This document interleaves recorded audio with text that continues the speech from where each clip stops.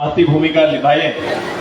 मैं उनका नाम ज्यादा ले रहा हूँ और उनका सम्मान मेरा थोड़ा ज्यादा है, जिनका नाम मैं नहीं ले पा रहा हूँ उनको थोड़ा ज्यादा सम्मान है। मेरे हर परिवार के सभी सदस्यों का, सभी माताओं का, बहनों का, बच्चों का, जिन्होंने इस जयंती को एक त्योहार का रूप दिया है, इसलिए आप सभी को बधाई, सभी के प्रति आभार व्यक्त करते हैं। लव कुश ये आदर्श पुरुष राम जी के दोनों पुत्र, सीता जी के दोनों पुत्र के बारे में ये एक ऐतिहासिक गाथा है कि हमारे दो समाज की उत्पत्ति उन दोनों पुत्रों से ही आगे बढ़ा है।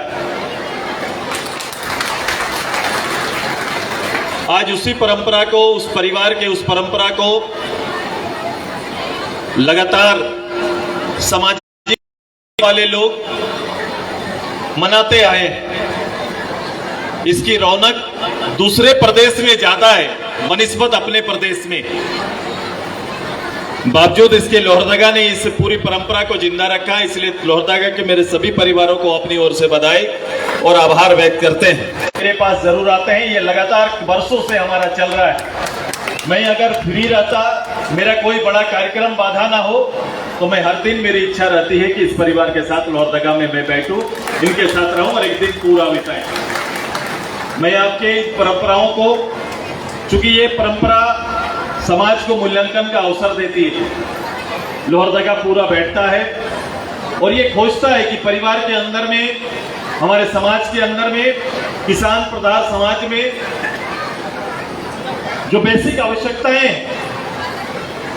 एक किसान के लिए इसका चिंतन करता होगा, लेकिन उससे भी ज्यादा उल्लेखनीय योगदान का भी एक प्लेटफॉर्म तैयार किया हुआ है। वो क्षेत्र कुछ भी हो सकता है, शिक्षा के क्षेत्र में हो सकता है, कला के क्षेत्र में हो सकता है, या अन्य कोई भी स्पर्धा, खेल के क्षेत्र हो सकता है। जहां ये अवसर इस समाज के पुत्र पुत्रियों को मिलता है, तो निश्चित रूप से इस उल्लास में उनको भी सामने खड़ा करके सम्मानित, उसके माता पिता और उनको सम्मानित करने का भी अवसर देता है। तो लोगों को इंतजार होता है कि मैं अगर विद्यालय में अच्छा किया, विश्वविद्यालय में अच्छा किया, मैंने खेल में अच्छा किया, कला क्षेत्र में अच्छा किया, तो माँ बाप और टीचर का तो आशीर्वाद मिल गया, समाज का आशीर्वाद कब मिलेगा?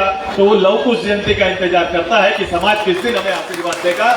और उस इंतजार में आज के इस कार्यक्रम में निश्चित रूप से इस आशीर्वाद का आकांक्षी होता है। मैं अभी मेरे शशिभूषण बाबू इस समाज के राजनीतिक दायित्व के बारे में उल्लेख कर रहे थे। मुझे लगता है कि सबसे गंभीर विषय है, क्योंकि हर समाज को अपने सामाजिक और आर्थिक चिंतन करने का अधिकार है। ये पूरा विश्व में हर समाज अपने अपने तरीके से देश राज करते आया है, लेकिन बैठ के थोड़ा चिंता और सोचना पड़ेगा कि छोटा छोटा समाज अपनी भूमिका के बारे में सोच रहा है, क्या हम ऐसा कर पा रहे हैं, क्या हमने किया है क्या? एक और विषय, ये सामाजिक आर्थिक दौर में और आगे जाके हमारे इस समाज को ज्यादा सोचना पड़ेगा कि सामाजिक आर्थिक के साथ साथ राजनीतिक चिंतन भी हमको करना पड़ेगा। क्या मेरी भागीदारी मेरे जनसंख्या के अनुपात में है क्या?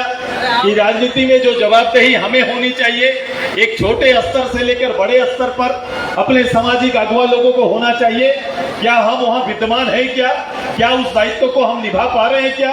तो निश्चित रूप से आप पाएंगे कि एक क्षेत्र ऐसा है कि हम बहुत पीछे छूट गए हैं और अनुपात में हम कहीं भी नहीं ठहरते।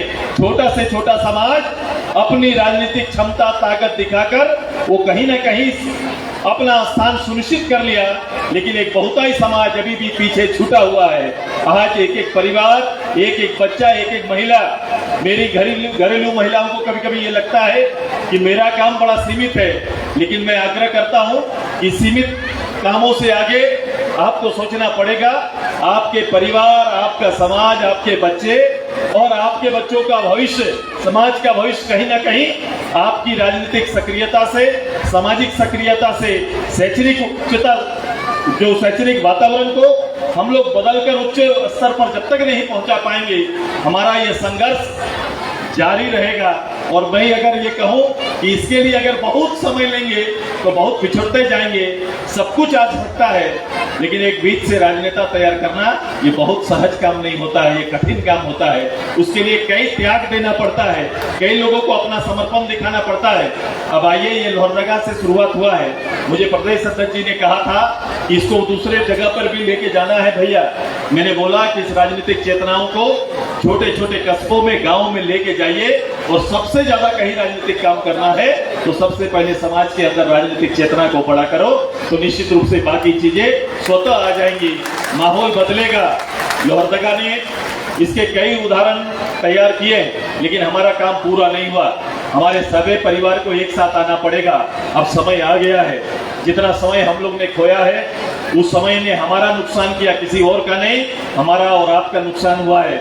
इस नुकसान की भरपाई केवल एक रास्ता है कि हमें इन तीनों क्षेत्रों में अपना चिंतन को बड़ा करते हुए अपने अपने परिवार, अपने भविष्य और इस राज्य की चिंता को बड़ा करते हुए इसे आगे बढ़ाना पड़ेगा। छोटे छोटे आइडल जो भी हैं उसको दूर करना पड़ेगा। और एक चीज पता नहीं राम राज्य के इस 2 अवतार में कहां से आ गया, ये अहम कहां से आ गया। इस अहम को तोड़ना पड़ेगा।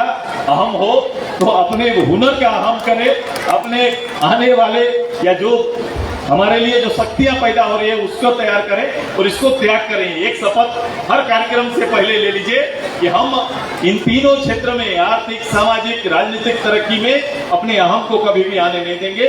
और एक दूसरे को हाथ देने की आदत डालिए। ये आदत हमारे बीच में नहीं देखा जाता है। अपने लोगों को खींच के ऊपर ले जाने का, हमेशा हाथ को मुट्ठी बांध कर मत रहिए। अपने से जो नीचे हैं उनके लिए एक हाथ बढ़ा के रखिए, तब जाके हम उनको ऊपर ले आ पाएंगे। इसको वातावरण में लाइए, इसको वातावरण में लाइए, इसको सोच वर्ग में लाइए। और जब तक ये काम ना करेंगे तो आपके इर्द गिर्द कई उदाहरण देखे होंगे जो समाज शायद वो हता नहीं रखता होगा, लेकिन वो कोशिश करता है कि अपने समाज के निचले दबे हुए लोगों को हाथ देकर ऊपर लेके आए। ये तैयारी भी रखनी पड़ेगी। खुला दिल, खुला मन से काम करना प्रारंभ करते हैं। ये मंच निश्चित रूप से मेरी बातों पर चिंता करेगा। लोहरदगा का एक एक परिवार इन बातों को चिंता करिए और एकदम अटिक होकर काम करिए। मेरा संरक्षण, मेरा योगदान आपको समर्पित है। राजनीतिक क्षितिज में जो भी आएगा, जो भी अवसर मिलेगा, आपका मान और सम्मान बढ़ाने का काम लगातार आपका बेटा करेगा। इन्हीं शब्दों के साथ मैं अपनी बातों को अंत करते हुए, मैं शायद बहुत लोग को सुन नहीं पाऊंगा, मैं बहुत लोगों का उत्कृष्ट नृत्य देख नहीं पाऊंगा, और कई ऐसे उत्कृष्ट छात्र छात्रा जिनको आप सम्मानित करते हैं, मैं उनको प्रत्यक्ष रूप से नहीं कर